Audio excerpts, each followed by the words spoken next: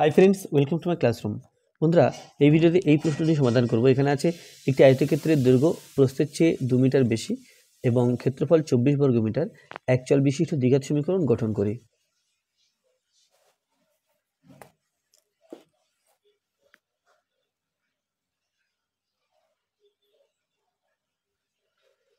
তো এখানে বলা আছে যে দৈর্ঘ্য প্রস্থের চেয়ে 2 মিটার বেশি, অর্থাৎ প্রস্থ যদি এক্স মিটার হয় তাহলে দৈর্ঘ্য হবে 2 মিটার বেশি, অর্থাৎ এক্স প্লাস 2 মিটার, এবং ক্ষেত্রফল দৈর্ঘ্য প্রস্থ গুণ করে পাবো, সেটা 24 লিখতে হবে।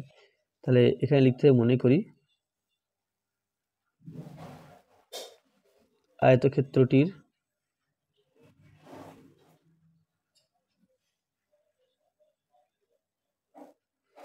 প্রস্থ সমান এক্স মিটার,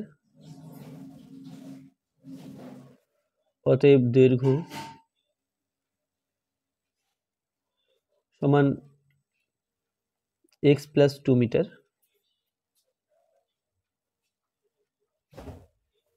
ও ক্ষেত্রফল সমান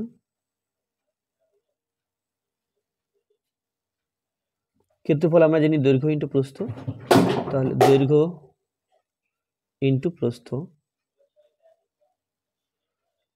সমান দৈর্ঘ্য এক্স প্লাস 2 মিটার বসিয়ে দিলাম, আর প্রস্থ এক্স মিটার। তাহলে এটাও মিটার, এটাও মিটার, তাহলে মিটার স্কোয়ার বা বর্গ মিটার।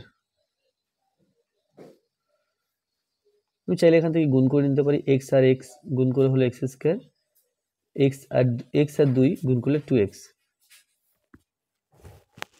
এখন প্রশ্ন বলা আছে ক্ষেত্রফল 24 বর্গ মিটার, তাহলে আমরা এটা ক্ষেত্রফল বের করেছি এক্স স্কোয়ার প্লাস 2x বর্গ মিটার, আর প্রশ্ন বলা আছে ক্ষেত্রফল 24 বর্গ মিটার, তাহলে লিখতে পারবো প্রশ্ন অনুসারে এক্স স্কোয়ার প্লাস 2x সমান 24।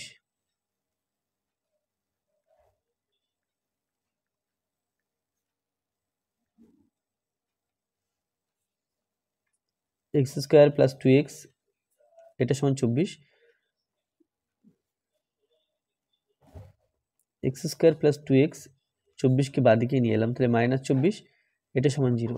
তাহলে এটা কি হলো, এটা একচল বিশিষ্ট দ্বিঘাত সমীকরণ তৈরি হলো। এখানে এক্স একটাই চল এক্স, আর দ্বিঘাত সমীকরণ কারণ এক্স এর সর্বোচ্চ পাওয়ার বা সর্বোচ্চ ঘাত এখানে 2 আছে।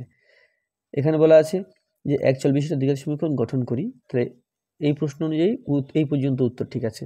কিন্তু আমরা চাইলে এখানে এই আয়তক্ষেত্রটির দৈর্ঘ্য প্রস্থ আলাদা করে বের করতে পারি এই সমীকরণটা ব্যবহার করে। তাহলে সেক্ষেত্রে করতে হবে কি, সেক্ষেত্রে আমাকে এই সমীকরণটা আছে এর বাদিকেরটাকে উৎপাদকে বিশ্লেষণ করতে হবে। তাহলে মধ্যসহগ বিশ্লেষণ পদ্ধতিতে সেটা আমরা করতে পারি। এই 24কে ভেঙে 2 করতে হবে, তো আমরা জানি 4 ছক 24, 6 থেকে 4 বিয়োগ করলে 2 হয়। তাহলে লিখবো কি এক্স স্কোয়ার প্লাস এই 2 এর জায়গাতে লিখবো 6 - 4, এক্স স্কোয়ার লিখলাম 2 এর জায়গাতে 6 - 4, এক্সটাকে লিখলাম -24, বা এক্স স্কোয়ার প্লাস 6x প্লাসে মাইনাসে মাইনাস 4x, অর্থাৎ এক্সটা এই দুটো সংখ্যার সাথে গুণ করেছি, -24 সমান 0। তো এখান থেকে এই দুটো পার্ট থেকে এক্স কমন নেওয়া যায়, তাহলে এক্স কমন নিলে থাকছে এক্স প্লাস 6, আর এই দুটো পদ থেকে -4 কমন নেওয়া যায়, সেক্ষেত্রেও এক্স মাইনাস কমন নিয়েছি, তাহলে মাইনাসে মাইনাসে প্লাস 6 সমান 0। তাহলে এখান থেকে পাই এক্স প্লাস 6 কমন নিলে এক্স -4, এটা সমান 0। তাহলে এখানে যদি এক্স প্লাস 6 0 লিখি, তো এক্স সমান হবে -6, আর এক্স এর মান ঋণাত্মক হতে পারে না, কারণ এক্স আয়তক্ষেত্রের প্রস্থকে বোঝাচ্ছে। সেটা এখানে লিখব যে এখানে x plus 6 is not equal to 0, কারণ আয়তক্ষেত্রের প্রস্থ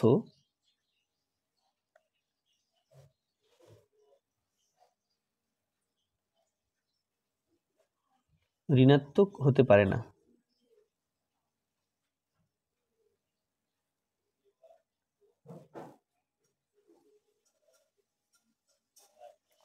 তাহলে এখানে দুটো সংখ্যার গুণফল 0 আছে, তার মধ্যে এই সংখ্যাটা 0 নয়, তাহলে অবশ্যই এই সংখ্যাটা 0।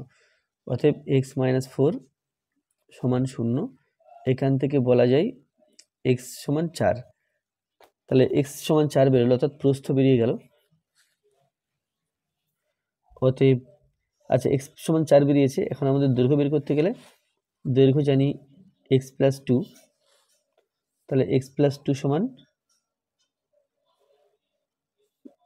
x মানে 4 + 2 সমান 6। অতএব দৈর্ঘ্য সমান 6 মিটার